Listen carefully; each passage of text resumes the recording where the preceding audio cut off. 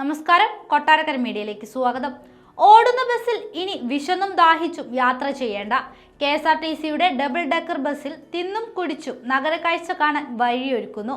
ഇതിനായുള്ള നിർദ്ദേശം ഗതാഗത മന്ത്രി KB ഗണേഷ് കുമാർ ഉദ്യോഗസ്ഥർക്ക് നൽകി.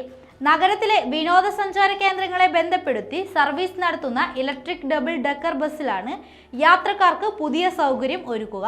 ആദ്യഘട്ടത്തിൽ തിരുവനന്തപുരം നഗരത്തിൽ ഓടുന്ന ബസ്സിൽ കുടിവെള്ളവും ലഘുഭക്ഷണവും ഒരുക്കാനാണ് നീക്കം.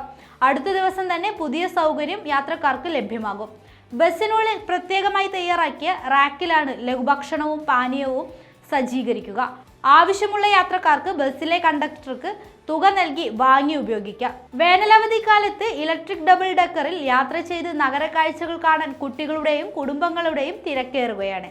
അതിനാലാണ് പുതിയ സൗകര്യമൊരുക്കാൻ കോർപ്പറേഷന്റെ തീരുമാനം. യാത്രക്കാരുടെ വലിയ പിന്തുണയും സഹകരണവുമാണ് ഈ സർവീസിന് ലഭിക്കുന്നത്. വേനൽക്കാല താപനില അതികഠിനമായി ഉയരുന്ന സാഹചര്യത്തിൽ യാത്രക്കാർക്ക് ഈ സൗകര്യം ഏറെ ആശ്വാസകരമാകും. രാവിലെയും വൈകിട്ടും 3 മണി മുതൽ 10 മണി വരെ ഓരോ മണിക്കൂർ ഇടവേളയിൽ 2 ഇലക്ട്രിക് ഡബിൾ ഡെക്കർ ബസ്സുകളാണ് നഗരത്തിൽ സർവീസ് നടത്തുന്നത്. തലശ്ശേരിയിലും ബജറ്റ് ടൂറിസത്തിന്റെ ഭാഗമായി corporation double decker bus service തുടങ്ങിയിരുന്നു.